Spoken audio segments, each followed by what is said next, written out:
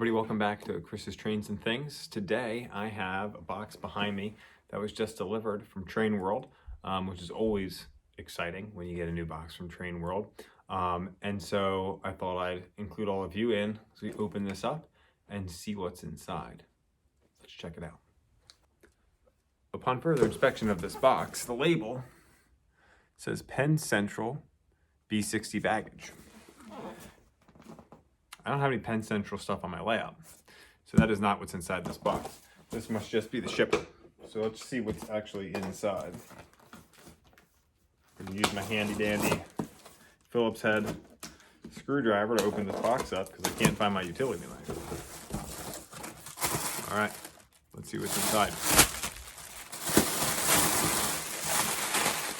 Lots of bubble wrap. And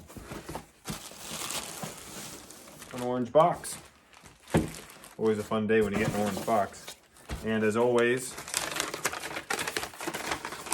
the latest ad from Train World. I'll check that out in a little bit.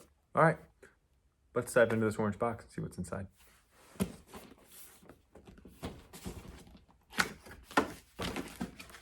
Well, it's a big box, and inside are two smaller ones.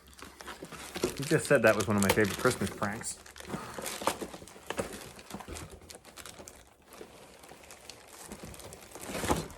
Inside one, tank car.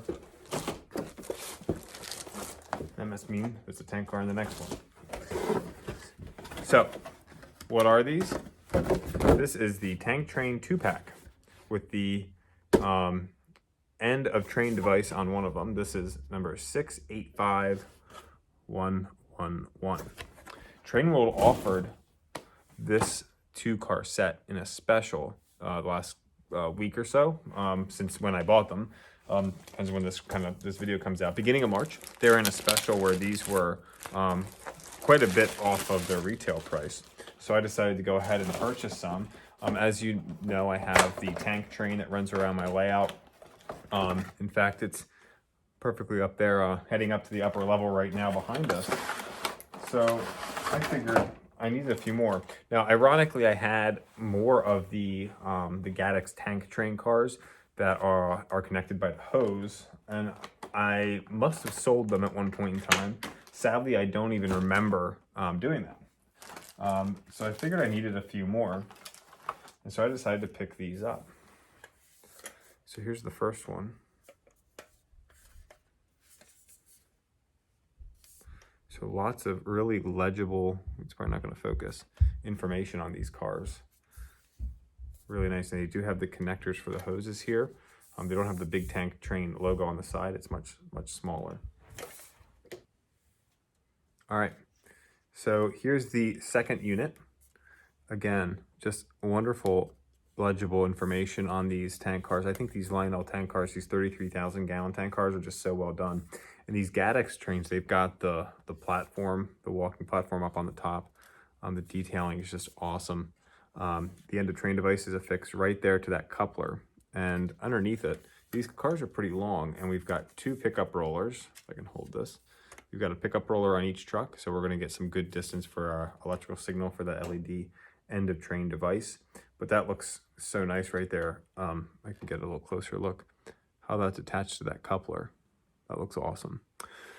So if we get this on the track, what we also have with these tank trains is we've got this hose that you might not be able to see too well, but this hose just affixes onto each of these tubes, just like the actual tank train. And there we go. It's ready to run. So let's turn the track power on and see what the end of train unit looks like. And then we'll try to get attached to the tank train and run it around the layout a couple times.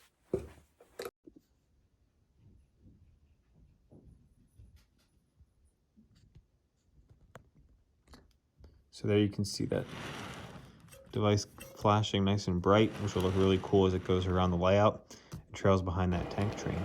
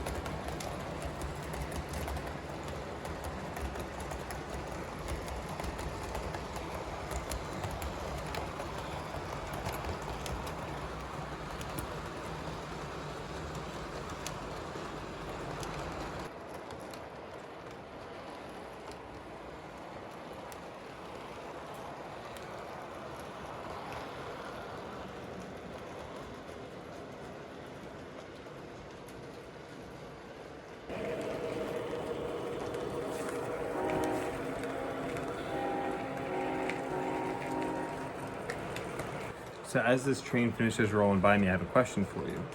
Some of my tank cars, like these ones right here, are weathered. I weathered these myself, and I personally like the way that they turned out. But what do you think? Should I weather the new tank train cars that I have to go along with this? Now, not all of my tank cars are weathered. I left some of them unweathered. My Philadelphia Energy Solutions cars are not weathered. So if we break these down, let's just take a closer look at what the weathered looks like versus unweathered, and then leave me a comment. What's your thought? Should I weather these, or should I just let them go? All right, YouTube, so I need your opinion. Here is one of my older Lionel tank cars that I have weathered myself. Perhaps I did too much of a weathering job on this, or not good enough, or maybe it looks just right. You know, I've got some dirt from where the wheels would throw some dirt up on the ends. We've added more weathering along the top and then along the ribs of the car where the welds go together, as well as an oil spill out of the top where you might get some drops and things like that. So I did this myself just by looking at some photos and things like that, and then, you know, just practicing.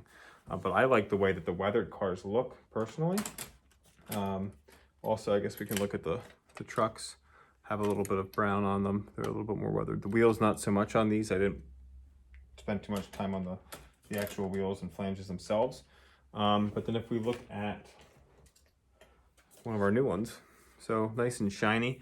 They look, I mean, they're beautiful. They look really, really nice.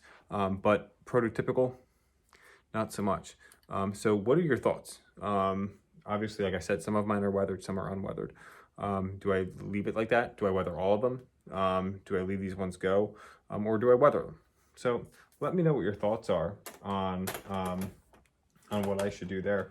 But thanks for watching today. Again, I was able to pick these up from Train World on sale. So I always like to look for a good deal, and I was looking to acquire a few more of these tank cars, and so it made sense to make this purchase.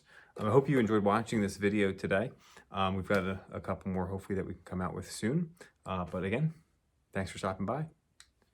Before you go, can you hit the subscribe button? Thank you.